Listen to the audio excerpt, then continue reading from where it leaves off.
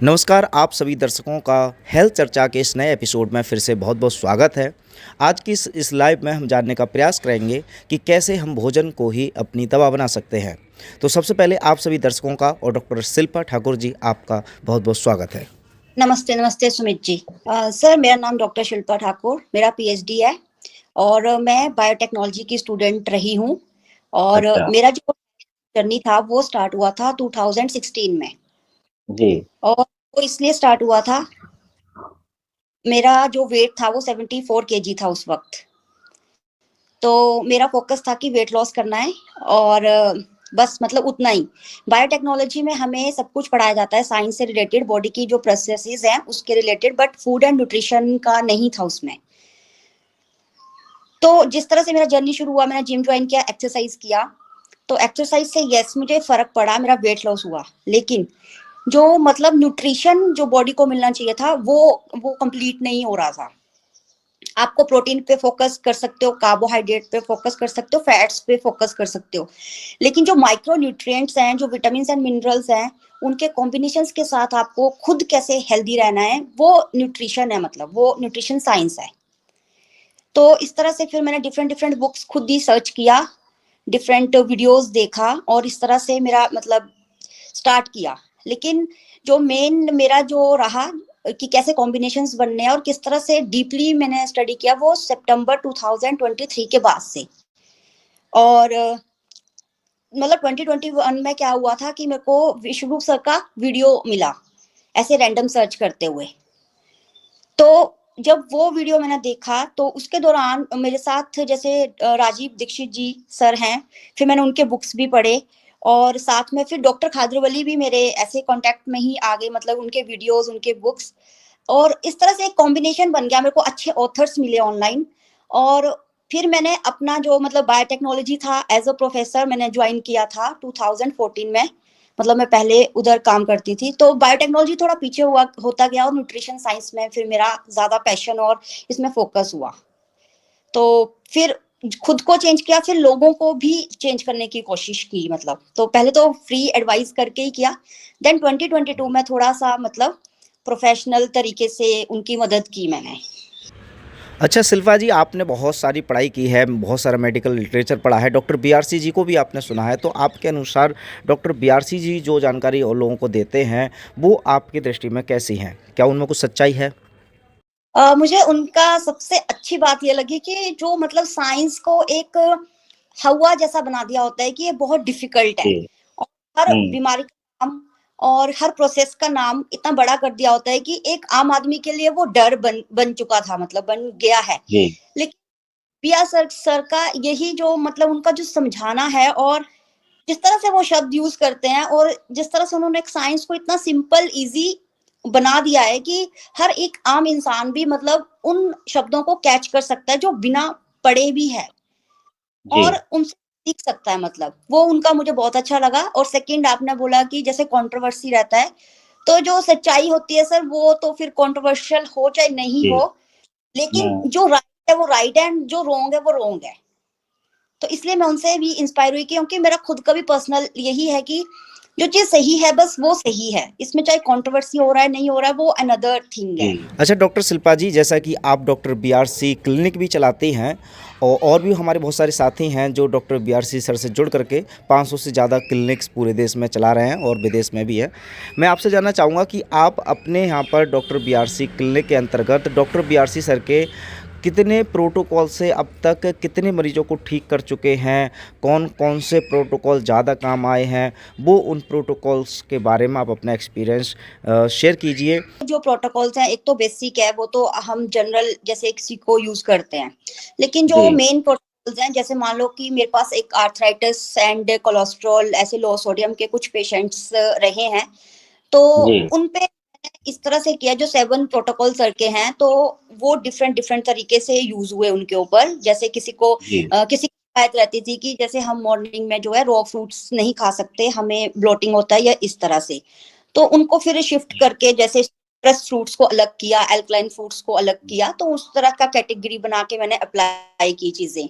और जैसे उनके रॉ सैलेड्स हैं, तो किसी पे फिर जी, स्टीम्ड सैलेड्स जो हैं वो अप्लाई हुए, किसी पे सोटे सैलेड्स अप्लाई हुए, और साथ में मैंने जो मेरे पेशेंट्स रहते हैं मैंने उनको मिलेट्स पे भी शिफ्ट किया है। जो 5 जो पॉजिटिव मिलेट्स हैं जो खाद्य बली सर के थ्रू मतलब बताए जाते हैं ज्यादा, तो जी, उस तरह से मैंने फिर कॉम्बिनेशंस बना के सर के प्रोटोकॉल्स में डाल के अलग अलग पेशेंट को देखा कि हाँ जो डाइट है जो फूड है वो मतलब डिफरेंट पेशेंट पे डिफरेंट अप्लाई होता है।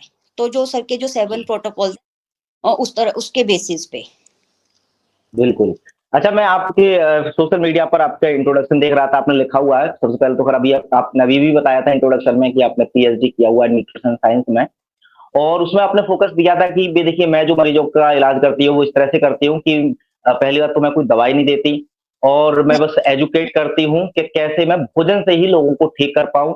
तो ऐसे लोग जो दवाइयाँ लेते हैं, उनकी मैं दवाइयाँ छुड़ा भी देती हूँ। तो मैं जानना चाहता हूँ कि इसके पीछे थोड़ा वैज्ञानिक रूप से आप बताएँ कि कैसे सिर्फ़ भोजन से ही बीमारियाँ ठीक हो सकती है? सर इसमें सबसे पहले हमें ये समझना है कि जो हमारा शरीर है वो खुद ही भोजन और पानी से बना है मतलब। जी, तो अगर वहाँ पे गड़बड़ है, अगर वो ही हमारा रूट कॉज़ है कि हमारा जो भोजन है वो इम्बैलेंस हो रहा है, तो उसी को ही हमें करेक्ट करना है। जी। सेकंड जैसे दूसरा जो हमारा बॉडी क्लॉक है जो नेचर के अकॉर्डिंग हुँ, चलता है, जब वो चीज़ इम्बैलेंस तो उसी को ही हमने उस पे ही फ़ोकस करना है। अब जैसे कि बीआरसी सर भी कहते हैं कि अगर दवाई ने हमें बीमार नहीं किया है, तो वो हमें ठीक भी हुँ, नहीं कर सकती है। जी, तो इसी तरह मतलब मेरा फ़ोकस रहता है कि भोजन और पानी। लेकिन जो मतलब भारत में लोगों का कहना होता है कि हम लोग तो घर का ही खाना खाते हैं और हम बाहर का नहीं खाते, हम फिर भी मतलब बीमार हैं। तो भोजन के ऊपर से ना उनका विश्वास फिर कम है। तो हुँ, इसीलिए वो तरफ को भी मतलब जाते हैं। तो मेरा जी, मेरा क्या होता है कि मुझे जैसे मैंने आयुर्वेदा स्टडी किया था राजीव दीक्षित सर के थ्रू। तो जी, वहाँ पे जितने स्पाइस हैं और जितने भी हमारे मतलब जो भी हर्ब्स ले लो, उनके साथ हुँ, कैसे के साथ काम करना है, उस तरह से बीमारी ठीक हुई है। जैसे मेरे खुद के घर का एग्ज़ाम्पल है, मेरी मम्मी है, उनको डायबिटीज़ जी, था, तो और उनके मतलब हेयर फॉल बहुत होता था। तो उनका अच्छा, ही मैंने डाइट किया और जिस तरह से हर फल उनके डाइट में ऐड किया, हर मिलेट ऐड किया एंड वो व्हीट ग्रास जूस ऐड किया, तो उससे उनका डायबिटीज़ भी ठीक हुआ और उनका हेयर फॉल जो था वो खत्म हो के इवन उनके बाल भी रिवर्स हुए हैं। तो जी, ये सारा लाइव एग्जांपल है और इवन मेरा खुद का भी लाइव एग्जांपल है कि मेरे को एसिडिटी, ब्लोटिंग, गैस्ट्रिक का सारा इश्यूज था। मैं 74 केजी थी जब मैं 27 ईयर जी। ओल्ड थी। आज मैं 7 ईयर ओल्ड हूँ। तो एक सही खान-पीन से ही मैंने अपना आप को भी रिवर्स किया है। क्या सच में रॉ फूड भी नुकसान दे सकता है? रॉ फूड अगर हम बात करें तो जैसे कि रॉ फूड में अगर हम खीरा, ककड़ी और अगर मूली की ऐसे बात करें तो वो मुझे नहीं लगता नुकसान दे सकता है। हाँ, लेकिन अगर आप टाइमिंग्स पे देखते हैं जैसे हम कुछ चीज़ें जो हम रात में नहीं खा सकते हैं, जैसे कि एक खीरे का अगर मैं एग्ज़ाम्पल दूँ तो वो फुल ऑफ हाइड्रेशन है, मतलब उसमें बहुत ज़्यादा पानी है 80%। तो जो रात को अगर हम इसको लेंगे तो ऑफ कोर्स ये हमें प्रॉब्लम दे सकता है, लेकिन ये भी इंडिविजुअल टू इंडिविजुअल ही वेरी करेगा। जैसे कि किसका लाइफस्टाइल कैसा है और वो कौन-सी मेडिकल कंडीशन से सफ़र कर रहा है। और दूसरी बात है हाँ, जैसे रो स्प्राउट्स होते हैं, वो भी एक रो सैलेड है। हाँ, वो मतलब गट में इम्बैलेंस कर सकता है, तो मतलब मेरा जो पर्सनल एक्सपीरियंस उसमें रहा है, वो यही है कि उसको स्टीम करके लें, तो वो ज़्यादा अच्छा है। क्योंकि जब स्प्राउटिंग होती है, तो इट मीन्स कि कोई बैक्टीरिया उसमें जो है, वो उत्पन्न हो रहा है, तो वो हमारे अंदर हुँ, के गट के बैक्टीरिया को ना डिस्टर्ब करे, तो इसलिए उसके लिए मतलब हम स्टीमिंग का यूज़ कर सकते हैं। और रही बात जैसे फ्रूट्स की है, वो तो ऑब्वियस है, वो हमें रो ही लेने चाहिए मॉर्निंग टाइम पे क्योंकि उनके अंदर जो है जो नेचुरल जो केमिकल स्ट्रक्चर है, उसके जो एंजाइम्स हैं अंदर, वो हमारे मतलब जैसे कि माउथ में जाके अमाइलेज के साथ मिलके वहाँ से ही डाइजेशन शुरू करते हैं। तो यस, वो जो आजकल ये है कि पेस्टिसाइड्स होते हैं या केमिकल्स होते हैं, तो हुँ, उनके साथ फाइट करने में मतलब हमारा डिटॉक्स करता है वो। मतलब हमारी बॉडी को मालूम है कि हमने कौन-सी चीज़ को पिक करके किस तरह से आगे मतलब चीज़ों को फ़िल्टर करना है और कौन-सा न्यूट्रिशन हमारे को बॉडी में भेजना है। तो मेरे को लगता है कि इस तरह का समझ होना चाहिए मतलब। अच्छा, डीआईपी डाइट में कहा जाता है कि पहले आपको सलाद की प्लेट ख़त्म करनी है, उसके बाद आपने कुक्ड फूड खाना है। लेकिन तो अगर कुक्ड फूड के साथ अगर हम सलाद खाएंगे तो उसमें या कुक्ड फूड से पहले सलाद खाएंगे तो क्या अंतर है? सर पहला जो सैलेड है वो फुल ऑफ फाइबर है। मतलब उसमें जी आपको रफेज मिलेगा। तो जी उस फाइबर फाइबर का मतलब है हमें वो फुलनेस देगा पेट के अंदर। तो एक अच्छा मतलब कि जब हम ब्रेड हम लेते हैं वो एक कच्ची चीज है और उसमें फाइबर है, तो उसको हम्म हमें पहले ताकि वो एक अंदर स्टमक में जाके अपना एक बेस तैयार कर सके। जी बाकी मतलब कि वो एक सिग्नलिंग सिस्टम है एक तरह से। अगर हम्म उसको आप कुक्ड फूड के साथ मिक्स कर तो मतलब एक है जो टेम्परेचर पे कोई चीज है और एक है जो बिल्कुल ही नेचुरल है, तो उसके साथ हम्म वो नहीं मतलब डाइजेशन में बहुत ज्यादा मतलब ब्लोटिंग कर सकता है क्योंकि वो अनपचा सा रह जाएगा। अच्छा और फाइबर कुक्ड फूड के साथ जो है वो नहीं मतलब कंपैटिबिलिटी नहीं उसका है। अच्छा, अगर हम जानना चाहें कि अपनी रसोई में ऐसी कौन सी 5 चीज़ें हैं जो हमें ज़रूर रखनी चाहिए, या फिर ऐसी कोई 5 चीज़ें जो हमारी रसोई में कभी भी नहीं होनी चाहिए, ऐसा कोई रिकमेंड करना चाहेंगी आप? देखो सबसे पहले तो ये तो है कि सफेद नमक, सफेद चीनी, सफेद आटा, हम्म सफेद चावल और मतलब सब कुछ सफेद है पर एक काली चीज है जो है कि चाय पत्ती, मतलब वो भी नहीं अच्छा होना चाहिए। जी इस जी तरह की चीज बिल्कुल भी नहीं होनी चाहिए। और जो होना चाहिए मेरे ख्याल से वो आपके मतलब फ्रूट्स तो होने ही चाहिए डेफिनेटली आपके किचन में, अच्छे अच्छा स्पाइस होने चाहिए। स्पाइस को कभी भी इग्नोर नहीं करना है, जैसे सिनेमन हो गया, इलायची हो गया या लौंग हो गया, इस तरह के जो चीजें हैं जी ये होनी चाहिए। और एस कॉम्प्लेक्स कार्ब्स होने चाहिए और मतलब हमें मिलेट्स की तरफ को जाना है, मतलब तो मतलब मिलेट्स होने चाहिए, मतलब इस तरह के मतलब हमें रिप्लेस करनी है चीजें जी मतलब कि सिंपल कॉम्प्लेक्स की तरफ को आपको रिस्ट्रिक्ट नहीं करना है कि मैं हम्म ये नहीं खा सकता वो नहीं खा सकता, तो मतलब रिप्लेसमेंट्स पे चलना है हाँ, हमें। तो चलिए बहुत अच्छी आपने जानकारी दी। अब मैं चाहता हूँ कि एक फाइनल मैसेज के रूप में जाते-जाते कुछ सलाह दें हमारे दर्शकों को, और साथ ही साथ आप बताएँ कि कुछ लोग ऐसे जो व्यक्तिगत रूप से आपके मार्गदर्शन में अपनी कुछ बीमारियों को रिवर्स करना चाहते हैं, तो कैसे आपसे संपर्क कर सकते हैं? कैसे आप उनको गाइड कर पाएँगे? इन दोनों सवालों के साथ आप हम वीडियो को एंड करेंगे।